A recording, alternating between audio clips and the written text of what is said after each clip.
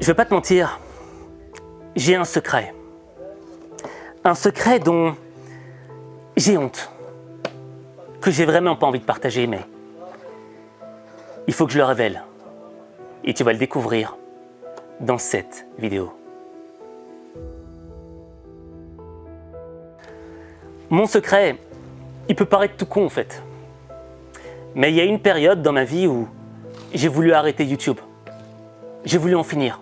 Arrêter ma chaîne H5 Motivation et je sais pas quoi faire. Faire autre chose quoi. Pourquoi? Parce que j'avais reçu des messages de haters, des messages haineux. Et on va pas se mentir. Tu peux dire que tu passes au-dessus de ce genre de messages, mais ça fait toujours mal. Il y a toujours une petite douleur. Premièrement parce que tu dis mais pourquoi tant de haine? Pourquoi tant de méchanceté? Qu'est-ce que je vous ai fait? Et ensuite, parce que tu peux pas répondre. Et c'est encore plus frustrant. Et au fait, ce genre de message de haine, ce genre de message qui te harcèle, ça agit comme un venin dans ton cœur. Et ce venin va provoquer une émotion négative en toi. Tu vas avoir moins confiance en toi. Tu vas te descendre tout seul. Et ça, c'est un caractère humain.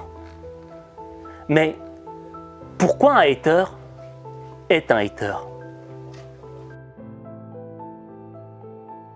On va prendre un peu de hauteur et on va essayer de décortiquer la structure métaphysique du hater.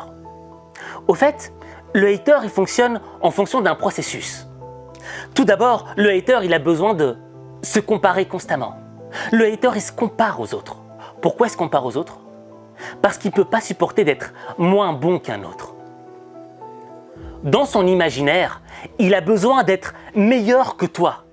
Même s'il n'a pas fait les mêmes efforts, même s'il ne s'est pas investi, même s'il n'a pas fait de sacrifice.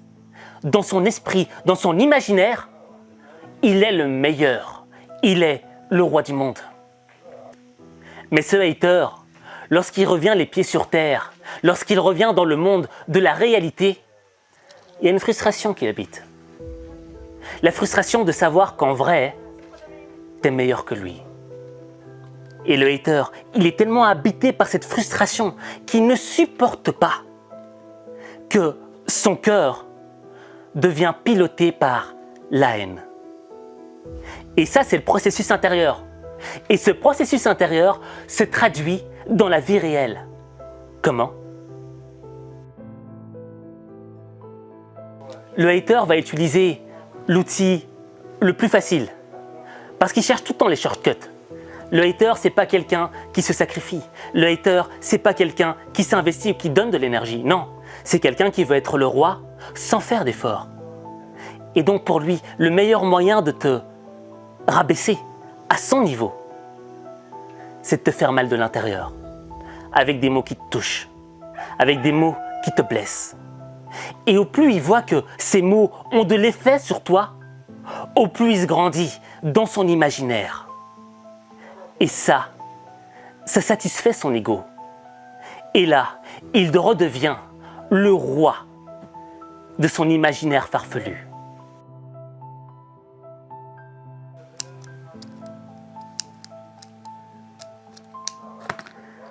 Tu sais, j'ai plein de personnes qui me haïssent. J'ai jamais compris pourquoi. Je leur ai jamais rien fait. Tu vois ce que je veux dire? Mais c'est à partir de cet élément-là que j'ai compris une chose. Si je ne sais pas pourquoi ils me haïssent, autant que je leur donne une bonne raison de me haïr. Et la bonne raison pour qu'ils me haïssent, c'est d'utiliser leur haine et de la convertir en rage au fond de mon cœur afin d'être meilleur, afin de donner encore plus de ma personne. Et c'est la raison pour laquelle j'ai pas arrêté ma chaîne YouTube. Même si j'étais à la frontière de l'arrêter, j'ai compris ce concept. Utiliser cette haine pour la transformer en rage et devenir encore meilleur, pour leur donner une raison de me haïr encore plus. Et quand tu pars avec ce mindset-là, les haters deviennent des alliés. Parce que leur haine nourrit ma rage et me donne l'envie d'aller encore plus loin. Maintenant que tu as compris le concept du hater, maintenant que tu as compris comment utiliser la haine du hater à ton avantage, il est temps pour toi de transformer ta vie.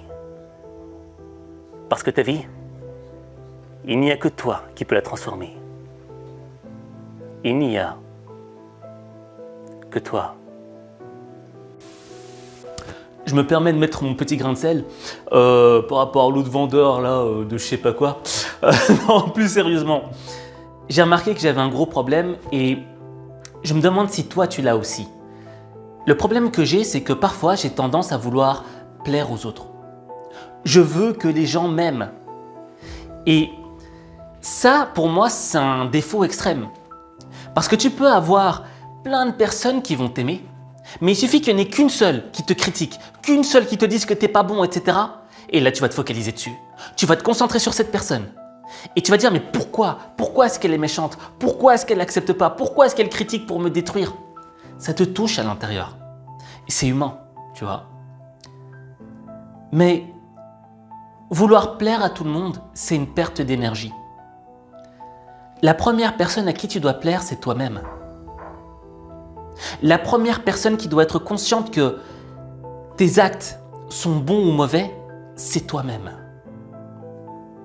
Et vouloir plaire à des gens qui ne nous aiment pas, c'est courir comme un hamster dans une roue. Tu perds ton énergie dans le vent. Parce que c'est viscéral. Dans le monde, il y a des choses qui sont viscérales. Il y a des gens qui ne t'aimeront pas. Il y a des gens qui te haïront. Et tu ne comprendras pas pourquoi. Tu ne connaîtras pas la raison. Et si tu veux perdre ton temps à vouloir leur plaire, à changer ta personne, juste pour qu'une personne qui ne t'aimait pas t'aime par la suite, c'est une perte de temps. Je pense qu'il faut accepter le fait qu'il y ait des gens qui nous détestent. Qu'il y ait des gens qui ne peuvent pas nous voir dans un tableau. Je ne sais pas si cette expression existe, mais tu vois ce que je veux dire. Il faut l'accepter. Et il faut se concentrer d'abord sur soi, être meilleur soi-même, et aussi donner de l'amour, donner de son temps, donner de son énergie aux gens qui nous aiment vraiment. Et je pense que dans ton entourage, des gens qui t'aiment vraiment, il n'y en a pas énormément. Mais c'est suffisant pour leur donner l'amour qu'ils méritent. Bon, comme tu l'auras remarqué, dans mon magasin, il y a de tout. Hein. Il y a des sucettes, il y a des petits passes, il y a des petits biscuits, il y a des chics, hein, tout ce que tu veux. Hélas, j'aimerais bien partager ça avec toi, mais t'es loin et je peux pas le rentrer dans la caméra. Alors ce que je te propose, c'est de t'inscrire à mon magazine web, Coaching Day. Dans ce magazine, 1 à 2 fois par semaine, je t'envoie un mail de motivation pour réussir ta semaine. Je te donne différents outils du développement personnel. L'objectif, il est simple, c'est que je t'accompagne. C'est que je t'accompagne durant tes difficultés. Et tu sais, le fait de recevoir ce mail va te booster et te donner envie de repartir de l'avant. Parce qu'il est hors de question de gâcher ta vie avec des haters ou des personnes dominantes qui veulent te voir down. Tu vaux mieux que ça.